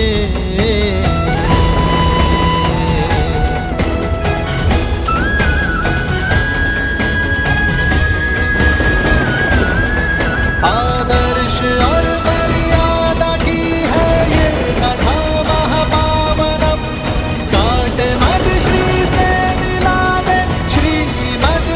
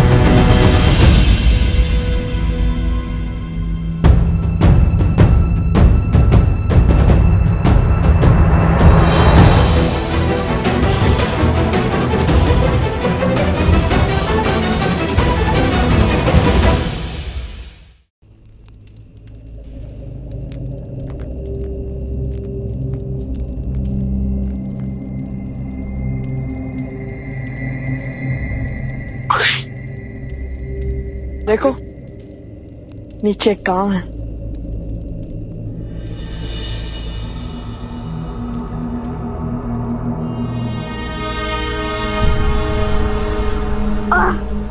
भैया किसी घोड़े निश्चित का आभास है यहाँ। मन बहुत घबरा रहा है।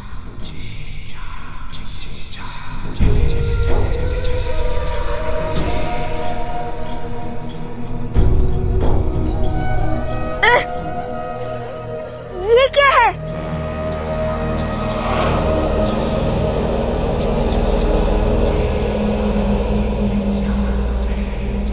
क्या अनर्थ हुआ है यहाँ पे?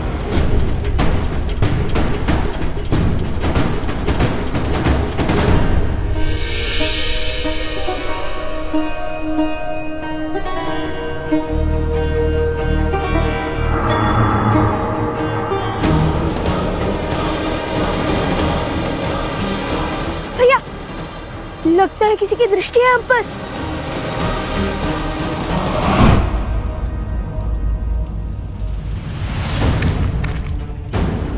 भैया ये तो दलदल है।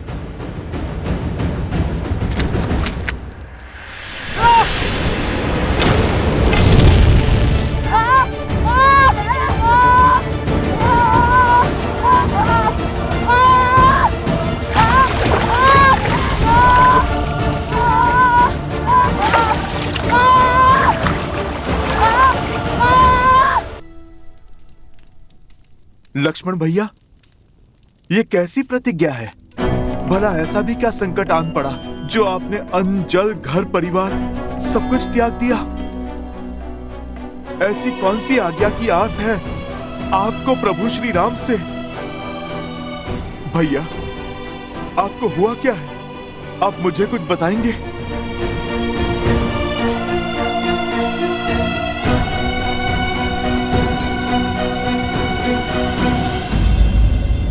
लक्ष्मण भैया, मैं इस अयोध्या में केवल प्रभु श्री राम का सेवक ही नहीं, अपितु संपूर्ण रघुकुल का सेवक हूँ। लक्ष्मण भैया, मित्र नहीं तो सेवक समझकर ही अपनी व्यथा बता दीजिए। हनुमान जी, आप ही के कारण तो ये लक्ष्मण युद्ध भूमि में मृत्यु के मुख से पुनः जीवन को प्राप्त कर पाया था। स्वयं को मेरा सेवक कहकर मुझे पाप का भागी मत बनाइए। आपका स्थान तो इस रघुकुल में मुझसे 100 गुना ऊंचा है। प्रभु श्री राम जिस रूप में आपको मिले हमें कभी न मिल पाए।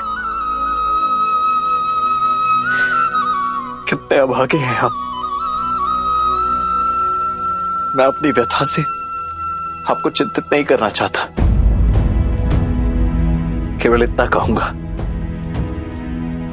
कि इस समय भैया को आपकी अत्यंत आवश्यकता है। ऐसा क्या हुआ लक्ष्मण भैया जो बात आपको कचोट रही है, मेरे प्रभु को पीड़ा दे रही है? उसके विचार मात्र से मैं चिंतित हो उठा हूं भैया। अब शेष है तो केवल इस समस्या का हल, इस संकट का निवारण। क्या इस समस्या का निवारण ढूंढ पाएंगे आप? लक्ष्मण भैया, राम काज करने के लिए तो मैं कुछ भी कर सकता हूँ। असंभव से असंभव संकट हल किए हैं मैंने, आप तो सब जानते हैं लक्ष्मण भैया। बताइए लक्ष्मण भैया, आप मुझे बताइए क्या है आपकी समस्या? भैया से कोई भेंट करने आया था हनुमान जी, जिसके पास भाभी माँ की मुद्रिका थी।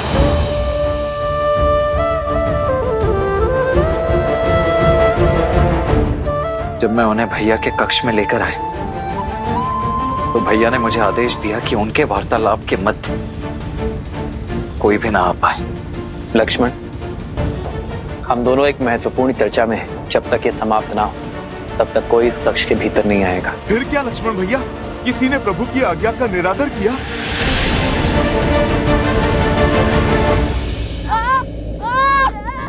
शांत, कुछ पूर्णतः शांत हो जाओ।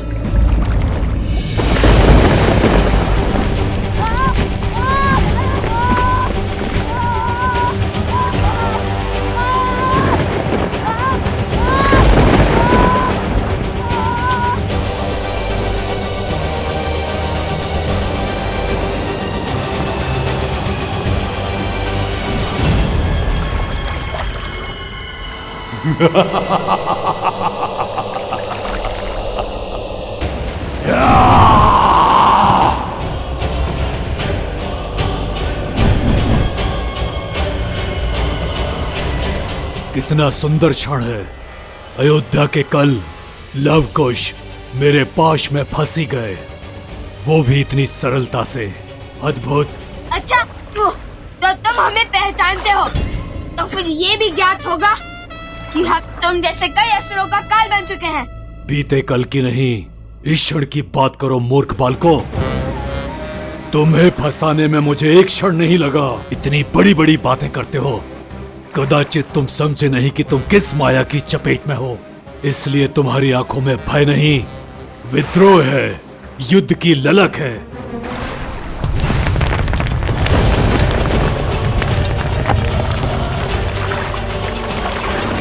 अब मेरे अतिरिक्त तुम्हें इस दलदल से कोई नहीं निकाल सकता, कोई नहीं। परिचय दो। क्यों नहीं? मृत्यु को प्राप्त होने वाले की अंतिम इच्छा अवश्य संपूर्ण होगी, ताकि तुम्हारी आंखों में भय के बादल देख पाऊं। मैं चंद्रबाहु पुत्र अष्टबाहु हूं।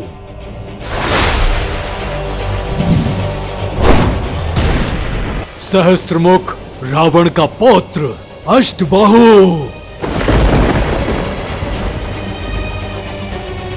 मेरे कुल, मेरे परिवार के विनाश का प्रतिशोध है ये कि तुम यहां तड़प तड़प कर मरोगे, और तुम्हारे पिता राम तुम्हारे वियोग की पीड़ा में वहां मृत्यु को प्राप्त होगा।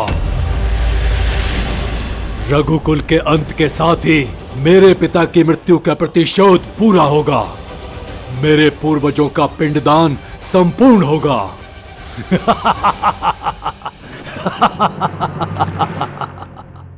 क्या लक्ष्मण भैया, आपके प्रवेश करते ही वो कक्ष से लुप्त हो गए? लक्ष्मण भैया, आपने उन्हें पहचाना नहीं? पहले कभी देखा नहीं?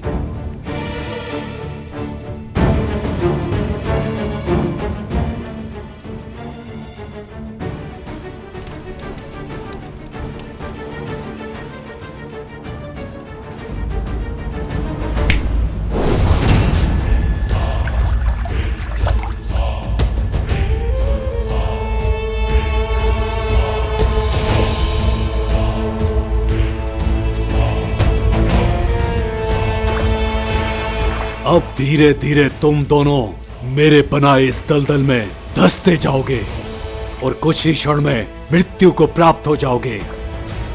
मैं तुम्हारे अंत का आनंद लूंगा। सोचा नहीं था कि कोई राक्षस इतना कायर निकलेगा। सनन की प्रजाति का अपमान किया है तुमने। युद्ध से बचने के लिए दलदल का सहारा ले लिया।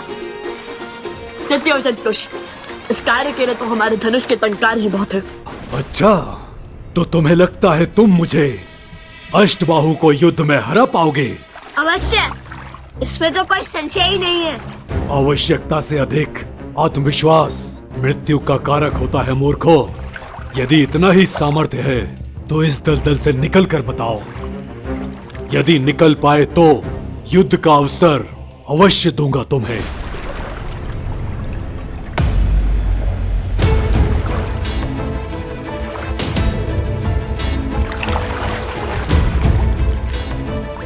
मूर्ख, कोई लाभ नहीं होगा इस वस्त्र का। यहां आसपास कोई वृक्ष नहीं है जिस पर लटक सको।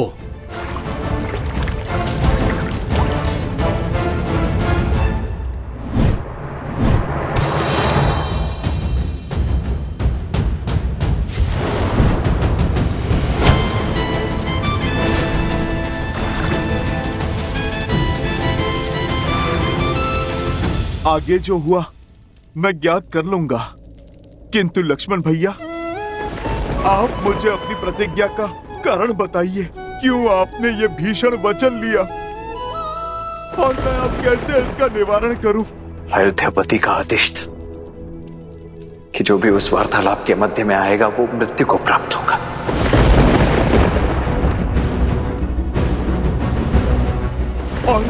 और अयोध्या को बचाने के लिए आपको भीतर जाना पड़ा। बात भाई पर आई तो भैया अपने आदेश से ही पीछे हटने लगे। हनुमान जी, इस समस्या का केवल एक ही निवारण है, मनाइए उन्हें। आपको उन्हें कहना होगा कि वो मुझे मृत्यु का ये दंड भोगने की आज्ञा दे दें।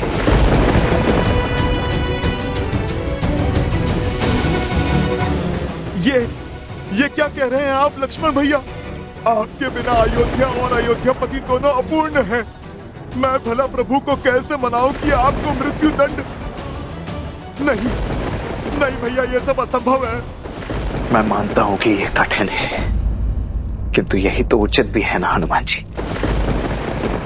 चाहिए हनुमान जी, अन्यथा मैं सब कुछ त्याग कर भैया की आज्ञा की प्रतीक्षा करता ही रहूंगा। लक्ष्मण भैया, ये आपने मुझे किस धर्म संकट में डाला है? मैं भला कैसे? मुझे प्रभु से मिलना होगा। चाहिए हनुमान जी, और शुभ समाचार लेकर ही लौटिएगा। अयोध्या की लाज अब आप ही के हाथ में है।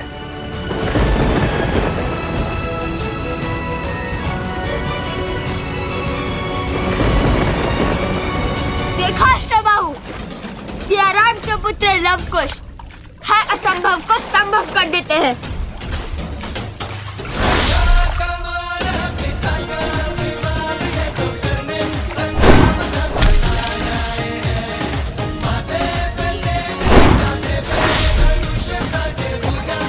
मूर्खता की सीमा पार कर रहे हो बालकों। इतनी सरलता से मुझ पर बाण चला पाओगे? मुझे मृत्यु के घाट उतारोगे? चूक गए ना लक्ष्य से। लवकुश है हम, कभी चूकते नहीं। ये बाण तुम्हारे लिए नहीं था।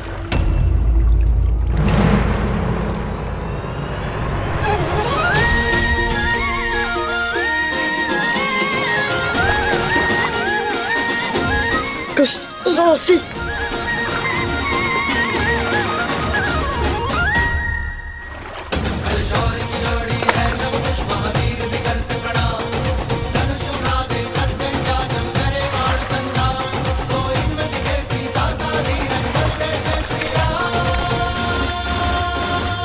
अति उत्तम, अर्थात तुम्हारा अंत इस दलदल के पास में नहीं, मेरी भुजाओं के पास में होगा।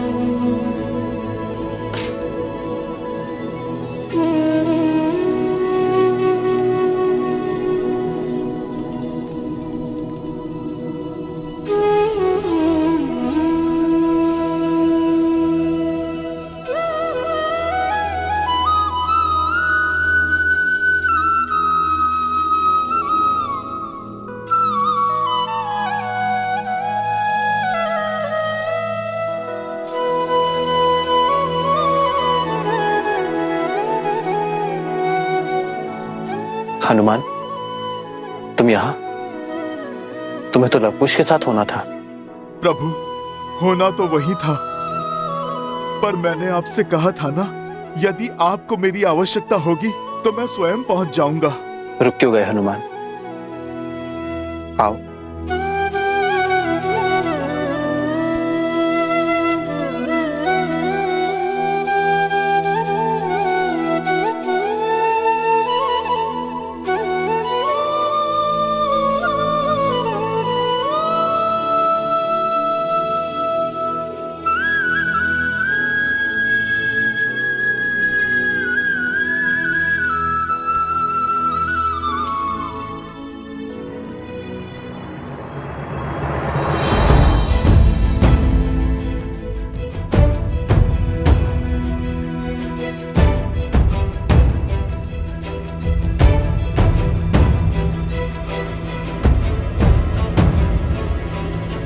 लक्ष्मण, यहाँ?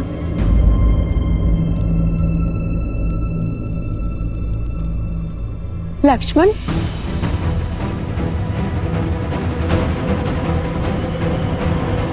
माता, पुत्र, यहाँ क्या कर रहे हो? यूं मुकुट हटा के शून्य भाव से कोई समस्या है? लक्ष्मण, बोलो ना पुत्र, क्या हुआ?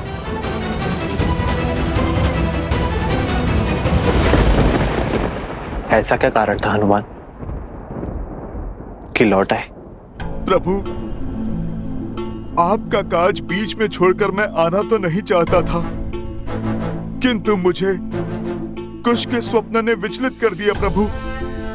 उन्हें अयोध्या की और प्रभु आपकी चिंता सता रही थी, और यदि संकट मेरे प्रभु श्री राम पर है तो ये भक्त हर काज छोड़ने के लिए सज है प्रभु। प्रभु, मैंने कभी आपसे कोई प्रश्न नहीं किया, कभी भी आपके किसी भी निर्णय पर मैंने संदेह नहीं किया, किंतु प्रभु, क्या आज मुझे आपसे एक प्रश्न पूछने की आज्ञा है? आज तो राम के भाग्य खुल गए कि मेरा प्रिय हनुमान मुझसे प्रश्न पूछने के लिए आतुर है। अवश्य पूछो हनुमान। मेरे प्रभु, जिनके हर कर्म के पीछे उद्देश्य है, वो बिना कारण इतना घोर निर्णय कदापि नहीं कर सकते। केवल कक्ष में पग रखने के लिए किसी को मृत्यु दंड तो नहीं दे सकते।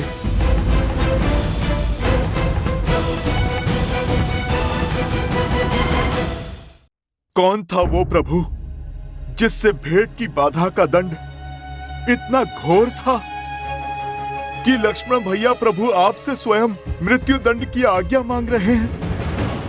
प्रभु, मेरी अनुपस्थिति में इतना सब कुछ कैसे घट गया जिसने इस संपूर्ण रघुकुल को व्याकुल कर दिया? यदि हनुमान को इसकी भनक लगी तो महाबली किस रूप में आ जाएंगे और कितना प्रलय मचाएंगे ये तो मैं भी नहीं जानता काल पुरुष।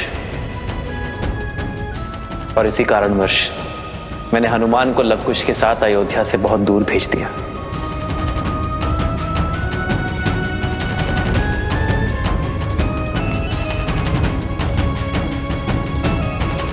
यदि मैं इस प्रश्न का उत्तर ना दे सकूं तो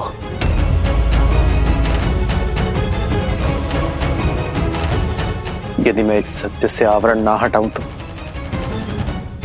तुम क्रोधित तो नहीं होगे ना हनुमान? प्रभु, मैं तो आपका सेवक हूं, इस रघुकुल का दास हूं। आपसे क्रोधित होने का अधिकार मैंने प्रभु स्वयं को कभी नहीं दिया। यदि प्रभु आप उत्तर नहीं देना चाहते तो फिर कोई बात नहीं, आपका ये मौन भी बहुत कुछ कह गया है प्रभु।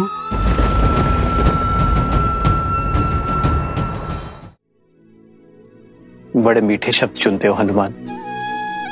समस्या का निवारण केवल बल से ही नहीं, बुद्धि से भी करने में सक्षम हो तुम। आशा करता हूं कि वचन की उन बेड़ियों से भी परिचित हो जिनसे ऊपर मैं भी नहीं हूं। मैं समझता हूं प्रभु, सब समझता हूं प्रभु। मैं बस आपसे ये कहना चाहता हूं कि जो घट चुका है उसे मैं बदल तो नहीं सकता। नहीं, मैं आपको ये कह सकता हूं कि लक्ष्मण भैया जो आज्ञा मांग रहे हैं वो उन्हें दे दीजिए, क्योंकि यदि मैं भी आपके स्थान पर होता तो अपने अनुज को मृत्यु के मुख में कभी नहीं डाल पाता। किंतु प्रभु, मेरे यहाँ ना रहने पर जिस नियति ने अपना चक्र इतने घोर रूप से चलाया है कि आज बात मेरे लक्ष्मण भैया के जीवन पर आ गई। मेरे प्रभु श्री राम प्रश्नों के घेरे में खड़े हो गए प्रभु, जिसके कारण आज काल की छाया इस अयोध्या पर पड़ चुकी है। मैं वचन देता हूं, आज के पश्चात ऐसा कुछ भी नहीं होने दूंगा जिसके कारण मेरे रघुकुल पर मेरे परिवार पर और मेरे प्रभु श्री राम पर कोई संकट आए।